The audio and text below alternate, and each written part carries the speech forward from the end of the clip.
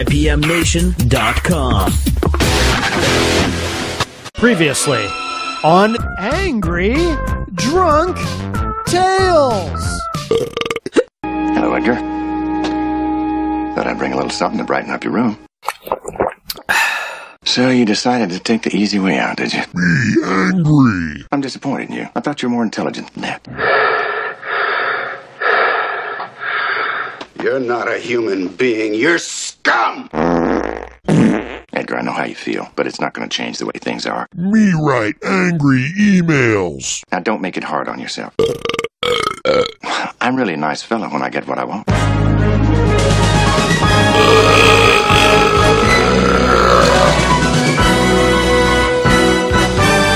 Episode 38. Baby, it's 3 a.m. and I must be lonely. Me still angry. Me continue to write long, rambling, drunken emails. Me continue to be angry over incident several weeks ago. Me have emotional intelligence of 5-year-old child. Me bitter and frustrated with myself over being drunken 300-pound tub of shit. Me undiagnosed paranoid schizophrenic. Me big ass clown. Me write angry emails. Me hate everyone.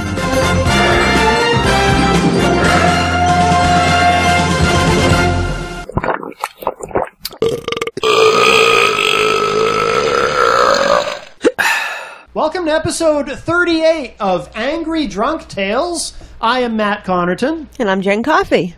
And we just have one short email for this episode, but it's a good one. It's short, but it's a good one. It's an interesting twist, and there will be a lot to discuss about this one paragraph. But, when we last left off, of course, and I have a theory, by the way, about why this email came to us when it did.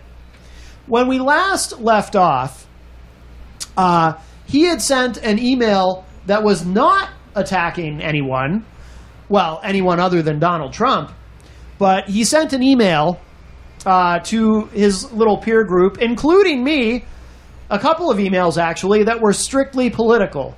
And the theory at the time was that this might have been his own twisted little olive branch to try to initiate a political dialogue, because when we were living with him, he enjoyed discussing politics with us. Of course, he later claimed in an email, I was only pretending to like you. Nah. But we know at the time he enjoyed discussing politics with us. I really wish he would have pretended a lot less. I know, yes. The 2 o'clock in the morning knocks. Yeah, we didn't need that. No. No. But I did not. I didn't take the bait on what I suspect was an olive branch from him, and I did not respond. So in this email, we now jump a couple of more days ahead to actually. August. You never respond. Right. The only response you ever did was, it was basically to try and defend us. Right, and that was a reply all kind of deal. That was really right. To his but all these emails that come in with all the hate and vitriol or whatever crap, or political crap or whatever, never get responded to. No, I never respond directly to him as a matter of policy. However, yet he still keeps sending them. Yes, he does. Yes, he does. And here we are on August 23rd, and as you listen to this... August 31st. Excuse me, August 31st. Yes. And as you listen to this, you're probably thinking about what you want to have for Thanksgiving dinner, or perhaps your Halloween costume. And think about that. Keep in mind, by the way, and this is important, the timeline is important with this. This is, we are now, it's been a month and 5 days, if my math is correct, and I'm terrible at math, but it's been about a month and 5 days at this point with this email that we have been out of that apartment. And this is what he said. At what time? This is a good one. At 3 a.m. Oh, this is a 3 a.m. one. It's 3 a.m. and I must be drunk, so I'm going to email you. Little Matchbox 20 for you.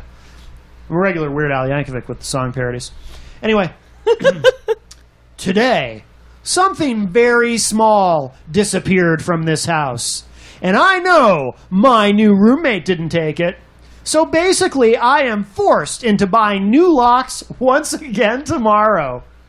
Since the 4 of you only returned 1 set of keys when you moved out, if I was looking for proof of intention, the fact that 3 sets of keys still exist out there for you all kind of tells me what to expect.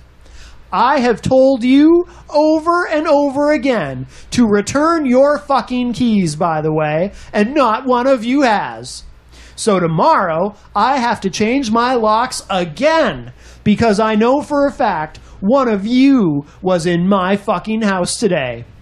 The small item that left my house did originally belong to Jen, but considering all the shit you assholes stole from me to begin with, I have no issue with keeping a $3 item in dispute with a $300 pair of boots. One of you came into my house today. That's a fact. I have asked all of you over and over again to return your fucking keys. I tried to trust you as honest people, but I see you are not honest people, and that's why you are holding on to my keys. So wait, this is the same guy that on August 27th. Yep. After midnight, of course.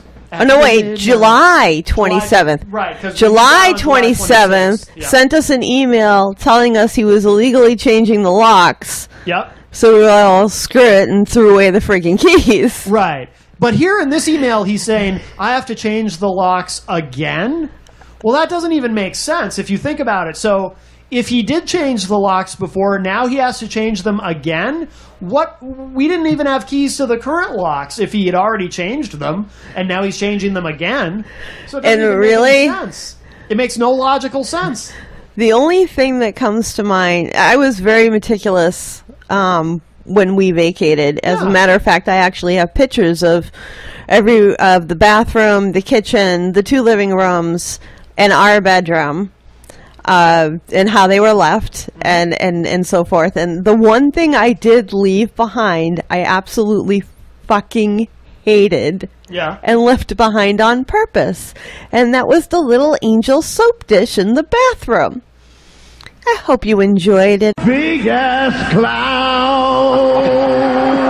I left it just for you. So what do you think? That was about $3? Yeah. Maybe. So he's told us over and over again he was changing the locks. And like a zillion times throughout these emails. We're in the episode 38? Yeah, and the only reason that we never, I didn't care about giving him back the keys because we were paid up through the end of July. But when we moved out, he emailed us and said he was changing the locks next day. So if he's changing the locks next day, fine. I took my keys, I threw them in the trash. What's the point? Exactly. If he's changing the locks So did I. anyway. So here he is, almost 5 weeks after the fact, emailing us and saying, I'm changing the locks again because one of you was in my house. And by the way, why would one of us enter his apartment to steal a $3 item? And even if we wanted to, even if there was something in that place that we wanted, wouldn't that be a hell of a risk, knowing that he's home most of the time and he allegedly has a new roommate whose schedule we know nothing about? But we're just going to show Why up would and anybody enter the want? Yeah, apartment? for a $3 item. Yeah. No. Just bizarre. There was nothing left behind of ours. Oh, and by the way, in case he listens to this, here's a little advice for you, dude. As far as dealing with people, if you want something from someone, say for example in this case you wanted us to return your precious keys, there's an old saying, you get more bees with honey. If you want something from someone, sending them email after email with personal insults and threats and profanity isn't going to make someone say, oh, okay, I'll give you what you want. Yeah, let me just jump in the car and bop right over there. Yeah. Not. Oh, well, seeing as how you're telling us what terrible people we are and how we suck and and you're emailing accusing us of theft. You're emailing. He's your still friends. stuck on this accusing us of theft thing, with like the boots. You're emailing your friends, telling them how terrible we are. Oh, sure, yeah, we'll give you your keys. Yeah, like I said, we'll hop right over there. Hey, dude, go ahead, try to find whatever landfill they ended up in if you want, but I don't have them. Or want them in any way, shape, or form. I hope you find your $3 item, because we didn't take it. And your $300 pair of boots, because we didn't take that either. Ew. So that was a doozy. Now he's accusing us of theft. Oh, but it only gets better from here. It only gets better from here. Yes. There's another Wally. There's another volley coming soon. Another Wally? Volley. Oh, volley. I thought you said Wally. Volley. Oh, okay. Yes. Yes. I thought you were talking about there was going to be a sequel to the Disney film. Oh, well, maybe. I don't know. Anyway, all right. So we will conclude with that, but make sure you come back for the next episode. Oh, by the way, I think I forgot to mention. I said the timestamp on this episode was 3 a.m. I forgot to mention he did include his friends on this email as well. So he wants to make sure that they also know. That one went to you and his friends. Did it go to Napoleon Bonaparte? Nope, not Napoleon Bonaparte. Didn't include Napoleon Bonaparte. on it. Just his peer group. Ah. So was it the 4 group or the 5 group? The 4 group. Okay, so we still get that one guy left out at this point. Right. So he wanted to make sure they all know that we entered his home and stole a $3 item. I wonder if any of these people at this point start to wonder, wow, maybe this guy really is nuts, or are they just so blinded with their loyalty? I have to wonder, especially when, I mean, there was one that was beside themselves that we had their email address. Yeah. As if we had searched it out and hunted it out and found it somehow, right. And we weren't the ones that stuck them on the email. Right, yeah. It was Big ass clown that stuck them on the email. Yeah. And all we did was hit reply all was our supposed error. But you know what's funny about that too? Reading that, I had to kind of giggle because when I was in the legislature, and here I am having a .gov address, right? I got more crap mail on that email address than any email address I have ever had, including a Gmail account, of, trying to solicit money out of me, or, my grandfather died and I need to transfer funds, that kind of crap on the government email address than I did on anything else. Yeah. I just think it's interesting, that some people actually think that, someone's not going to get your email in some form or fashion, but when somebody's adding you to their drama, right, you might want to tell them, don't add me to your drama. Exactly. If Tell the person who added you to the drama, not somebody else. Exactly. Especially if you don't want people knowing your address. Yeah. So hopefully we've explained that a little more clearly for you, Burger King, if you're listening. So we will conclude. No, that wasn't Burger King. Well, Burger King was one of the people who was upset. Oh, yeah, that's his email true. Address being used. That's true. Yes. That's true. Burger King was upset. Yes.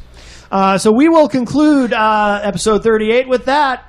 But, it just gets more interesting, folks. So remember, if you are the individual who happens to be his alleged new roommate listening to this, we would just like to say to you, while we ourselves are not religious folks, may God help you and keep you safe. Good night. Good night.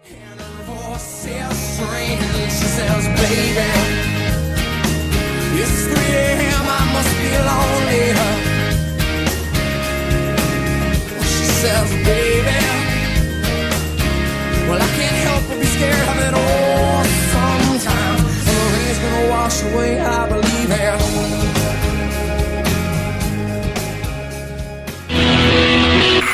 IPMNation.com